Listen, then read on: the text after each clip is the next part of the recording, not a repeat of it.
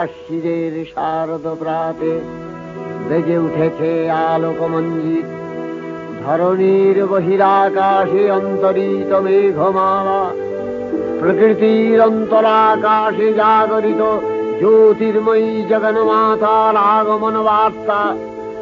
আনন্দময়ী মহামায়ার পদধ্বনি অসীম ছন্দে বেজে উঠে রূপলোক ও রসলোকে আনে নবভাব মাধুরীর সঞ্জীবন।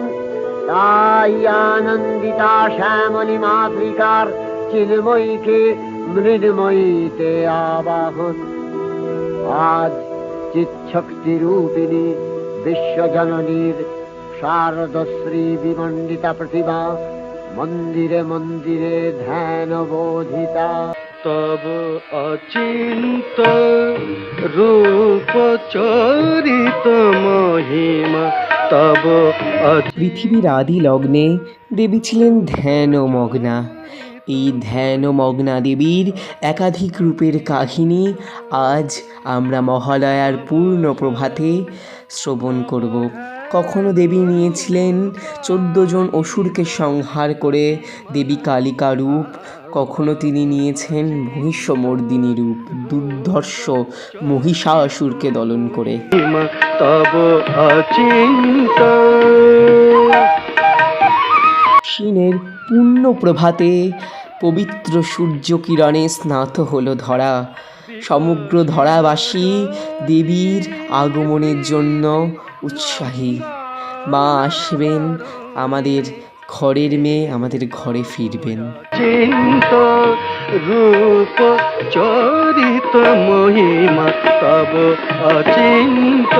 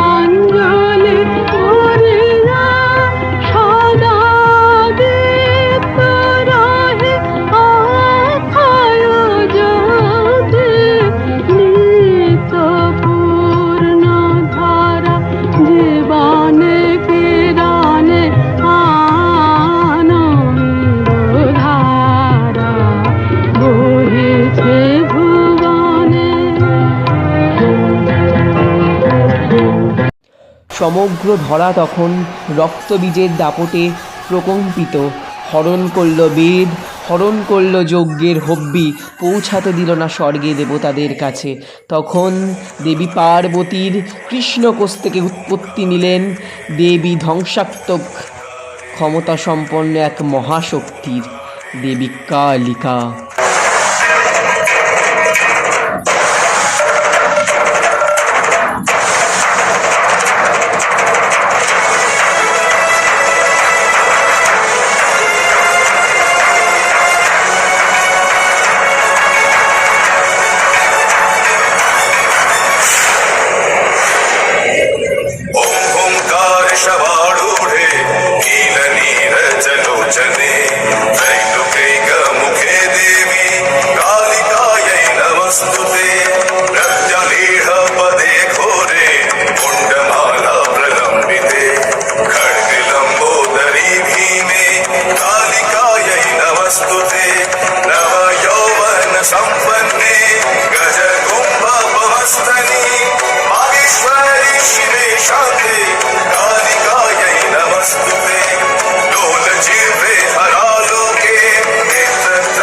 विभूषिते घोर भास्वत करे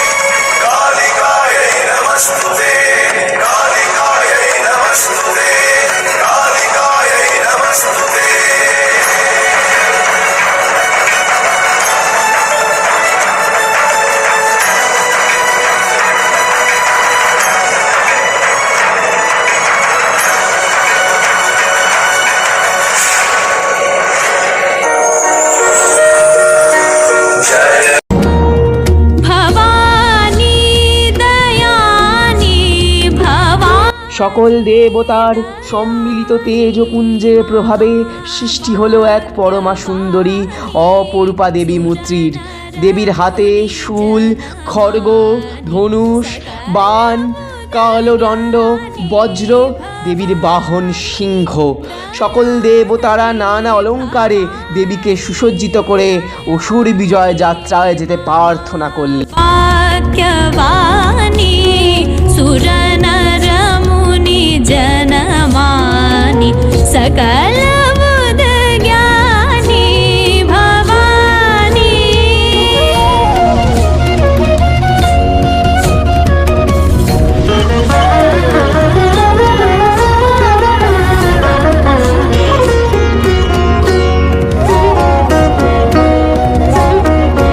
जग जननी जग जानी जग जननी जग जानी महिषासुरमर्दिनी ज्वालामुखी चण्डी ज्वालामुखी चण्डी अमर पददानी भवानी दयानी भवानी। নিনাদিত হতে লাগলো। যাত্রার পূর্বে সুরনর লোকবাসী সকলেই দশপ্রহরণধারিণী দশভুজা মহাশক্তিকে ধ্যান মন্ত্রে করলেন অভিবন্দনা।